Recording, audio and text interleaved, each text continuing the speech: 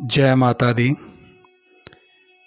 दोस्तों, जिस त्यौहार का हम सारा साल इंतज़ार करते हैं वो खुशियों का त्यौहार दीपावली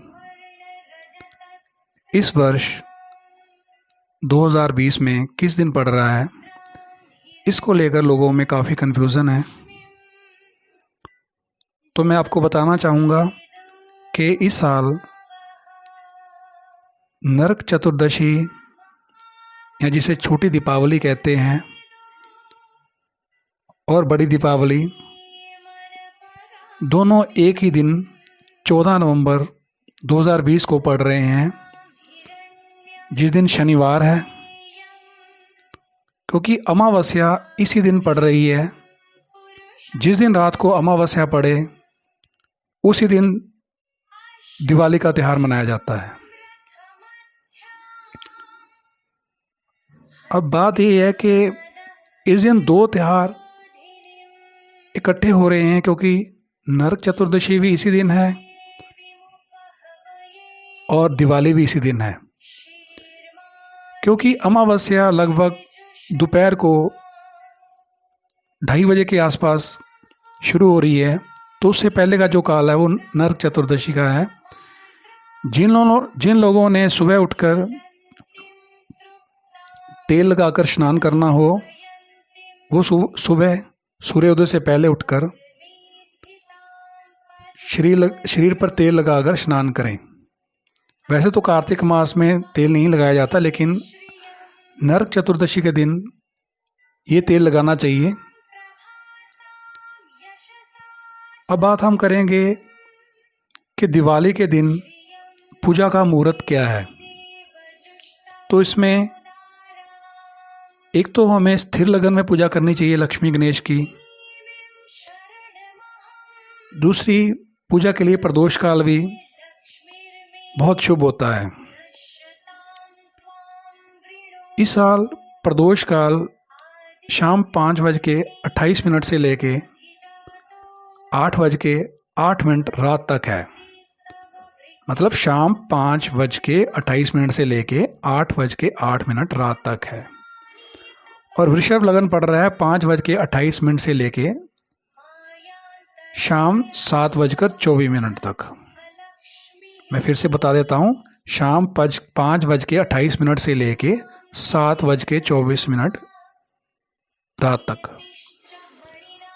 तो बाकी आप अपने अपने जगह का सनसेट देख लें, या किसी मंदिर के पंडित जी से अपने एरिया का मुहूर्त जान लें। इसमें भी अगर आप श्री गणेश भगवान और लक्ष्मी माँ की पूजा आरंभ करनी है, वो कम से कम 7:07 से पहले तो जरूर शुरू कर लें, क्योंकि यहाँ तक लाभ का चौघड़िया भी है।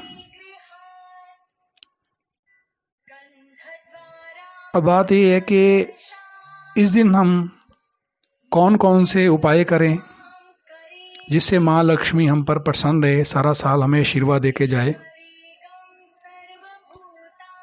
तो सबसे पहले तो इस बार जब आप सुबह ब्रह्म मुहूर्त में उठें, नहा धो के स्नान कर लें अपना, तो पहले उठ के अपने पितरों को जरूर प्रणाम करें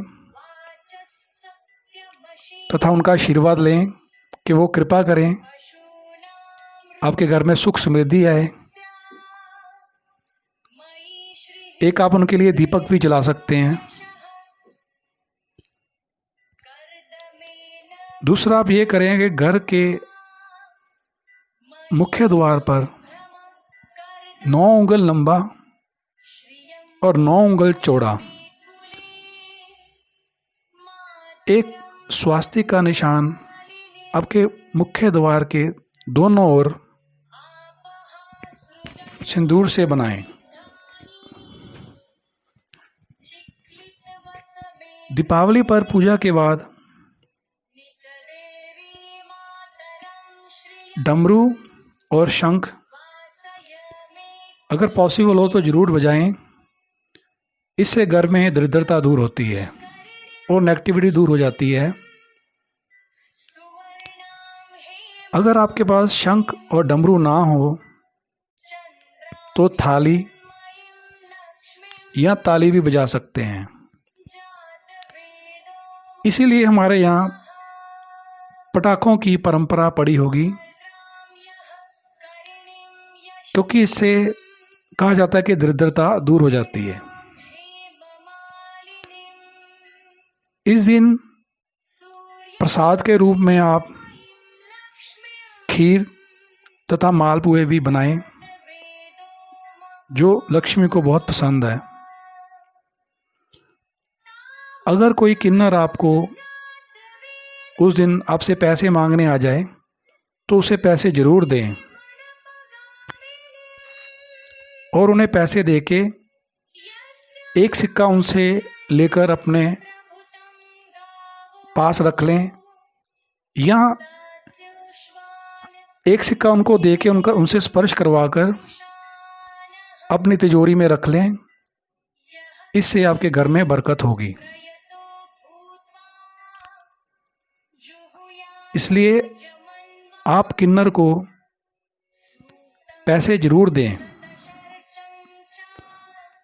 इस दिन अगर आप किसी सुहागन स्त्री को सुहाग सामग्री दें, इससे भी माँ लक्ष्मी अति प्रसन्न होती है।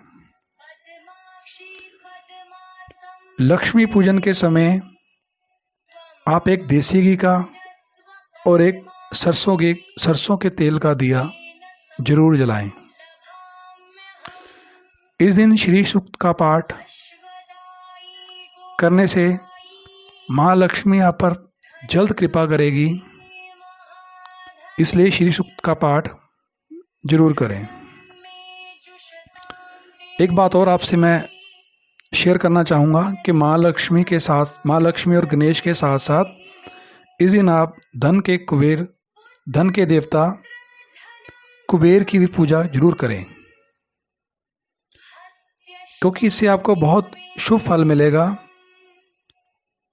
और आपके घर सुख समृद्धि आएगी। तो मेरी ओर से भी आपको दीपावली की बहुत बहुत शुभकामनाएं। महालक्ष्मी आप पर प्रसन्न हो और आपके घर में सुख समृद्धि का वास हो। जय माता दी।